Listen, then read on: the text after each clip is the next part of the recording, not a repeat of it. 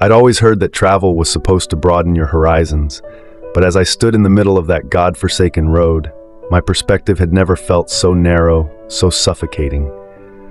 My friends, those oblivious morons, had insisted we take this shortcut through the woods to reach our cabin for the weekend getaway.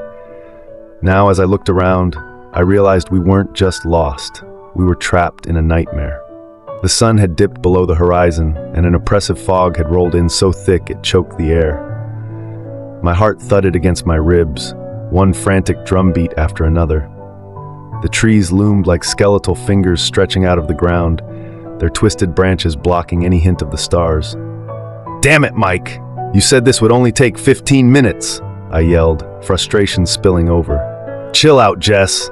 It's just fog," he shot back, trying to sound calm, but even he could feel the tension.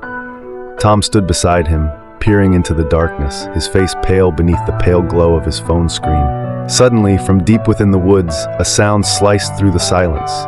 A low, guttural growl that slithered down my spine, ratcheting up my nerves like a vice. "What the hell was that?" I whispered, a knot of fear tightening in my stomach. The laughter that had been bubbling among us faded, replaced by an uncomfortable silence, suffocating in the mist. Our bold attempts at bravado fell away as the sense of isolation seeped in. We were just three idiots in the middle of nowhere, and I couldn't shake the feeling we weren't alone. "Let's just move," I suggested, trying to mask the tremor in my voice. We trudged onward, each step echoing ominously against the backdrop of rustling leaves. But with every step, the pressure built, like an unseen predator stalking us through the gloom. We walked for what felt like hours, with no sign of salvation. My phone buzzed and my heart raced as I fished it out of my pocket. No signal, of course. "Great," I muttered, tossing it back. "Hey guys, what's that?" Tom's voice trembled as he pointed ahead. A flicker of light pierced the dense fog, a lantern, swaying slightly, casting eerie shadows that danced like specters on the road. My stomach knotted tightly. Do we really want to get closer? But curiosity gnawed at me, pulling me toward the source. "Just, let's check it out." My voice was barely a whisper, soaked in dread. As we inched closer, the light revealed an old woman standing beside a rusty fence, her wrinkled hands grasping the lantern like it was a lifeline. Her eyes were vast pools of black, devoid of warmth or sympathy. "Lost, are we?" she croaked, her voice rasping like dry leaves. Yeah," I stammered, suddenly feeling vulnerable. "We're trying to get to the cabin by Lake Echo. Can you help?" She tilted her head, her gaze piercing into my soul. "The lake isn't safe. Something lurks in the shadows, waiting for the foolish to wander too far." "Yeah, great. Any idea where we can find a way out of here?" Mike snarked, rolling his eyes. "No one ever leaves once they find the shadows," the woman replied, a twisted smile creeping onto her face. "They're drawn to the fog, just like you." A chill wrapped around my spine, and I felt the urge to run. "Let's go, guys," I urged, pulling at Tom's arm. But before we could retreat, the ground trembled and shadows erupted from the trees, a rush of dark figures swirling like smoke. "What the fuck are those?" Tom screamed, his face betraying a blend of terror and disbelief as the shadows coalesced into sinister shapes, reaching out with claw-like appendages. I bolted, adrenaline overriding every rational thought. "Run!" I shouted, racing ahead while my breath clawed at my throat. Behind me, I heard the frantic footsteps of my friends, but the shadows closed in, a cacophony of whispers drenching the air, taunting us with our fears. Bile rose in my throat as I glanced back to see Mike trip, falling hard to the ground. "Jess, help me!" he cried, but I couldn't stop. The very essence of survival screamed at me to keep moving. Thick, cloying fog enveloped around my legs like a hungry beast, dragging me down. The whispers crawled into my brain, revealing horrid truths, my deepest secrets, my reckless past, the guilt and shame I buried. Every mistake, every betrayal resurfaced as the shadows snickered, wrapping around me, their icy touch driving me to madness. "No! Get away!" I shrieked, pushing through the suffocation, my legs pumping furiously. The ground shifted beneath me, roots twisting like hellish serpents. I could hear Tom's cries taper off, and something in my chest cracked even harder than before. "Jess!" A familiar voice shattered the air, and I turned, spotting Tom's silhouette against the fog. He was struggling to break free, the shadowy tendrils coiling tighter around him. I should have helped him, but the darkness encroached, tugging at my thoughts, urging me to surrender. "Don't look back, just go," he shouted, desperation bleeding into every word. The shadows writhed, drowning him in their embrace, and I felt my heart shatter as I fled, leaving him behind. Guilt clawed at my sanity, each step becoming a funeral dirge for my lost friend. The path twisted and turned until I broke free from the edge of the woods, collapsing onto a dirt road bathed in moonlight. I gasped for breath, my chest heaving. Had I truly escaped? The suffocating fog seemed to hiss behind me, but I didn't dare look back. My phone vibrated, and this time, a signal. I managed to dial emergency services, pouring out my frantic pleas, but as I glanced over my shoulder, the shadows loomed again, whispering secrets only I could hear. They were coming for me, coiling around my mind, sinking deeper into my nightmares. And while I may have escaped the physical grasp, I knew the shadows would always trail me, haunting my steps, a reminder of the night I left my friends behind. Forever imprinted on my soul, the fog carried away my sanity, and there was no escape from the shadows. I could only hope to forget, although I knew the truth. Once the fog wraps around you, it never truly releases its grip.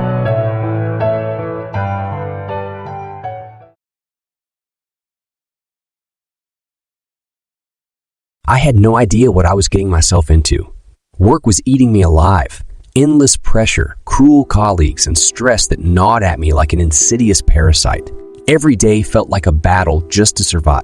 So when the chance came to take a break and fly to Brazil for a week, I jumped at it.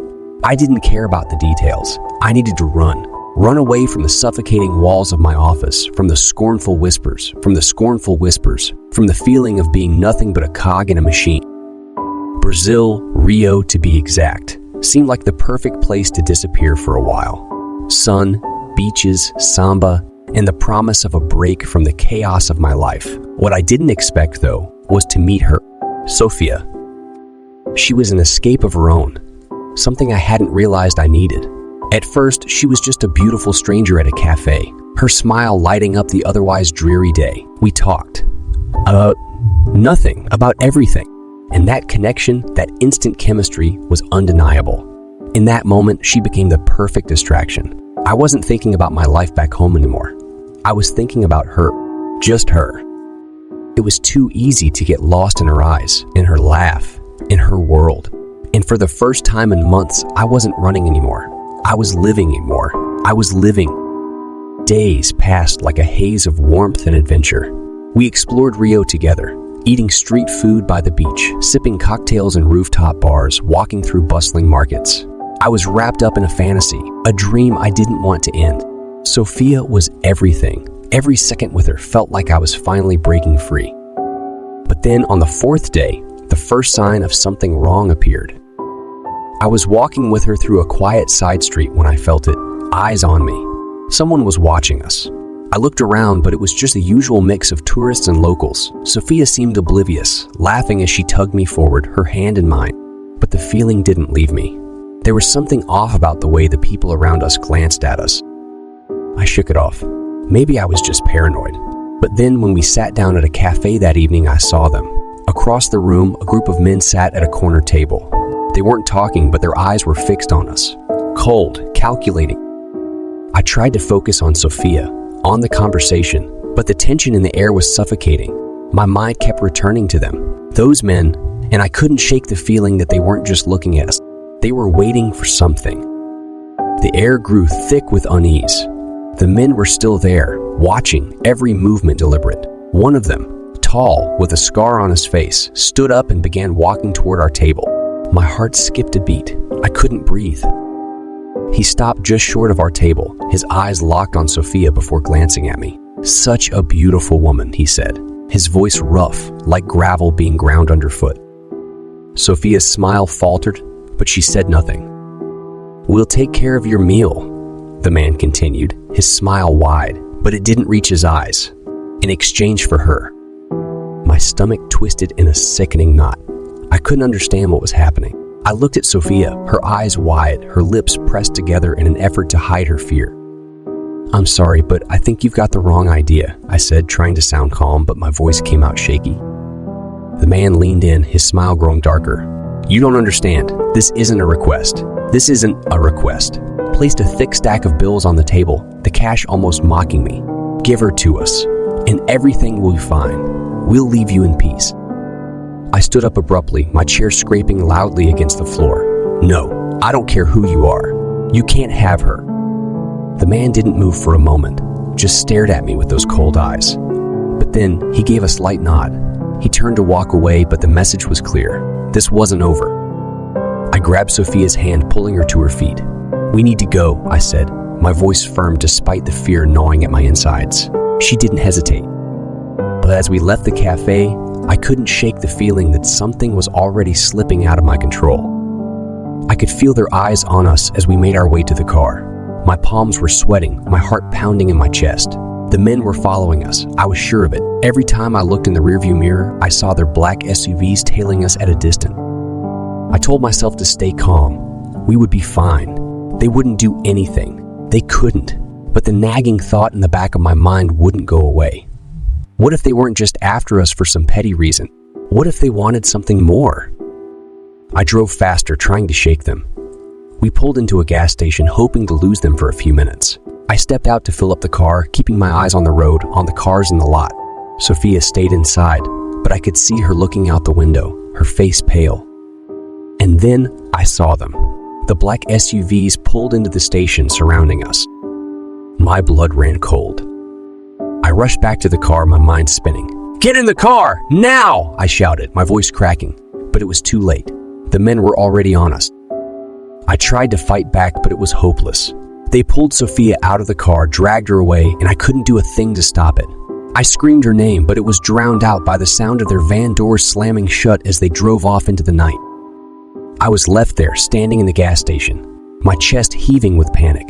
I had failed her. I had failed her. I had promised her safety, and I had failed. I stood there for what felt like hours, broken, numb, barely able to process what had just happened. I stumbled back to the car, the world around me spinning, my heart beating a frantic rhythm in my chest. I should have done something. I should have protected her. But now, she was gone. I could feel the weight of the silence press down on me, suffocating me, and for the first time in my life, I realized that the consequences of my actions were unavoidable. I had no control, not over the situation, not over my choices. I had come to Brazil to escape my demons, but all I had done was run right into the arms of something far worse. The men were gone, but the fear lingered. It crawled under my skin, a constant gnawing reminder that I could never undo what had just happened. Sophia was gone, and I was left to face the consequences of my own arrogance. I thought I could outrun the pain, but it had caught up with me, and it was going to haunt me forever. I spent the next few days wandering through the streets of Rio, hoping for something, anything, to make sense of what had happened. But the city felt wrong now. The bright colors, the lively music, the people laughing. It all felt like a sick joke, a mask hiding something darker. I never went back to my hotel. I couldn't. Every corner I turned, every face I saw, I imagined those men, those cold eyes, that same chilling smile. I had failed her. I had brought her into this, and now I was the one left to suffer the consequences. But I knew one thing. I couldn't run anymore. I had been running my whole life, running from my job, from my past, from the pain, but it had all led me here, to this moment, to this hell. The weight of it all was unbearable. And as I walked through the empty streets, the realization settled over me. This was my punishment. For every time I tried to escape, for every time I refused to face the truth, I had gotten exactly what I deserved. Unsettling or triggering to some readers. Please proceed with caution. My mother always told me, the choices you make in fear will be the ones you regret the most. It wasn't until that night, when everything spiraled beyond my control, that I truly understood the weight of her words. The house was quiet, just like any other night when our parents were out. My sister Lily was upstairs, tucked away in her room, probably reading or on her phone. I was downstairs, sitting in front of my computer, bored, feeling that gnawing desire to explore something darker, something I shouldn't. For weeks, I'd been lurking on the dark web. It was my escape. It was my way of pushing boundaries, testing limits. I'd find forums where people sold bizarre things, traded grotesque images, and shared horrific videos. It wasn't even the stuff that disturbed me anymore. It was the thrill of being anonymous, of seeing how far I could go without getting caught. That night, something felt different. The adrenaline buzzed through my veins. I opened a new tab, ready to dive deeper than I ever had before, and that's when I saw it. A strange link. It was bold, as if it had been left for me to find. A part of me knew it was a bad idea, a large part, but the temptation was too much. I clicked it. The page opened, and I was hit with images, horrific, disturbing images of people in various states of distress. But there was something different about this page, something about the way it felt wrong. Then the message popped up. Want to see something real? Before I could even register what I had gotten myself into, a video link appeared. I clicked it, curiosity driving me forward. What I saw in that video would haunt me for the rest of my life. I quickly closed the browser and sat back in my chair, heart hammering in my chest. But I couldn't shake the feeling, the pull to go back. I was terrified, but part of me didn't want to stop. I didn't want to leave it behind, because even if I had watched something unspeakable, it was like I was finally alive in a way I hadn't been before. After about an hour, I heard Lily call down from upstairs, her voice breaking through the fog of my obsession. "Ben, what are you doing? I'm bored down here. Can we hang out?" I sighed and stood up, trying to shake off the creeping unease. "I'll be up in a minute, Lil." I wasn't in the mood to hang out, but she was my little sister, and I wasn't going to make her feel neglected. So I closed my laptop and walked upstairs to her room. She was sprawled out on her bed, scrolling through her phone, oblivious to what I had just seen. She smiled when I entered, her bright blue eyes lighting up. "I'm so glad you're here, Ben. I hate being alone." She always had this innocent way about her, a kind of naive trust that made her easy to love. I forced a smile. "Let's watch a movie or something." 5 days later, Lily was gone. I still don't know exactly when it happened. It all happened so quickly. One moment, we were laughing and watching a movie in the living room. The next, I was tied up in the basement, watching as a man dragged Lily out of the house.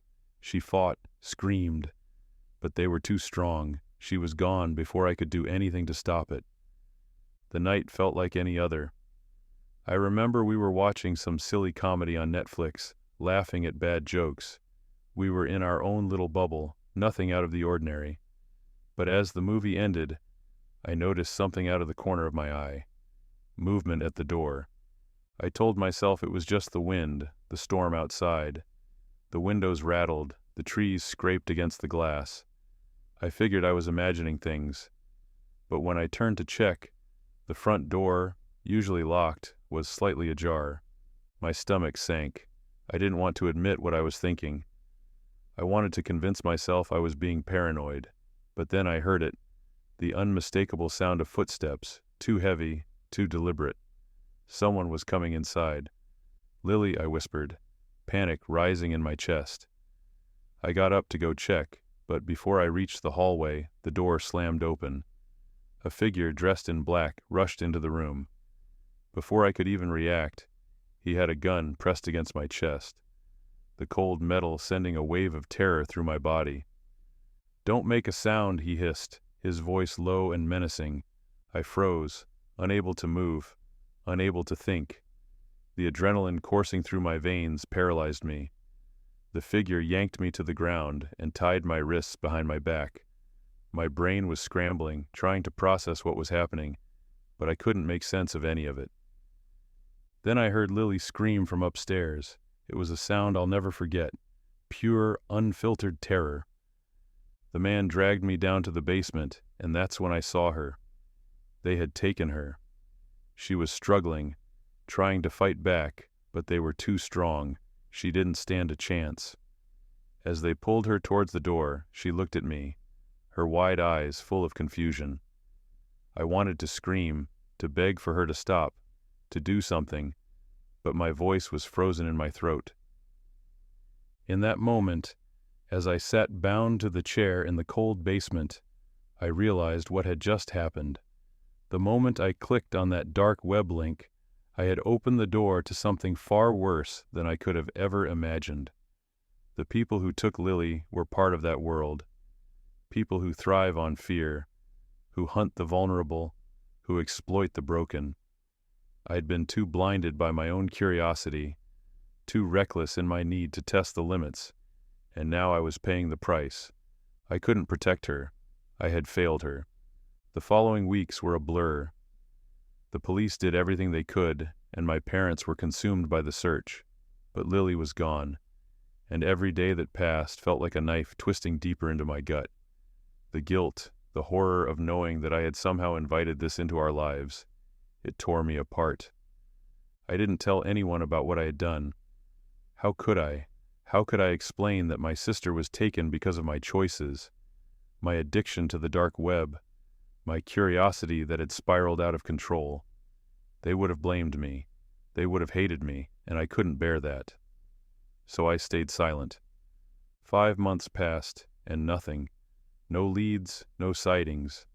The hope I clung to faded, and with it, the will to keep going. I tried to die 7 times in those 5 months, each attempt stopping short, as if a part of me was still fighting, still clinging to the idea that something might change, that somehow, somewhere, Lily was still alive. Then, one night, I did something I swore I'd never do again. I went back to the dark web, and that's when I saw it. The email that popped up in my inbox was just a string of letters and numbers, but the subject line sent a chill straight through me. Here she is. Fixed. I clicked it. What I saw on the screen was more horrifying than anything I could have imagined. Lily, but not my sister, not the innocent girl I remembered. Her legs, her beautiful human legs, were gone, replaced with cold metal prosthetics. They clicked and whirred as she moved, a grotesque mockery of her former self. Her eyes, those bright, trusting eyes, were empty, vacant, as if she were no longer the same person at all. The videos played on, one after another, showing what had been done to her over the past 5 months. They weren't just physical alterations. The things they made her do, horrible, unspeakable things, left me shattered. I watched, paralyzed by the screen in front of me, my sister's soul being torn apart for the amusement of strangers. I had opened that door. I had watched it all unfold, and now Lily was gone, broken in ways I would never be able to fix. And the worst part? It was all my fault.